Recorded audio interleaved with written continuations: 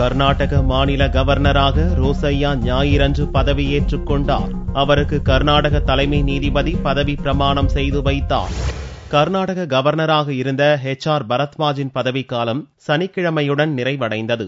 இதனால் தமிழக governor ரோசய்யாவுக்கு Karnataka governor பொறுப்பு கூடுதலாக அளிக்கப்பட்டது. இதற்கான உத்தரவை ஜனாதிபதி பிரணாப் முகர்ஜி 2 தினங்களுக்கு முன் பிறப்பித்தார். இந்நிலையில் கர்நாடக கவர்னராக ரோசய்யா ஞாயிறன்று பதவியேற்றுக் கொண்டார். பெங்களூரில் உள்ள ராஜ்பவனில் நடந்த விழாவில் ரோசய்யாவுக்கு கர்நாடக உயர்நீதிமன்ற தலைமை நீதிபதி TH வகேலா பதவி பிரமாணம் செய்து வைத்தார். பதவியேற்பு விழாவில் கர்நாடக முதல்வர் சித்தராமையா கலந்து கொண்டு கவர்னராக பொறுப்பேற்ற ரோசய்யாவுக்கு பூங்கொத்து கொடுத்து வாழ்த்து தெரிவித்தார். விழாவில் ரோசய்யாவின் மனைவி சிவலட்சுமி, கர்நாடக தலைமைச் செயலாளர் கௌஷிக் முகர்ஜி மற்றும் அமைச்சர்கள் மற்றும் மாநில அரசின் உயர் அதிகாரிகள், மூத்த போலீஸ் அதிகாரிகள் உள்ளிட்டோர் கலந்து கொண்டனர். கர்நாடகாவுக்கு புதிய கவர்னர் நியமிக்கப்படும் வரையில் அந்த பொறுப்பை கூடுதலாக ரோசய்யா கவனிப்பார்.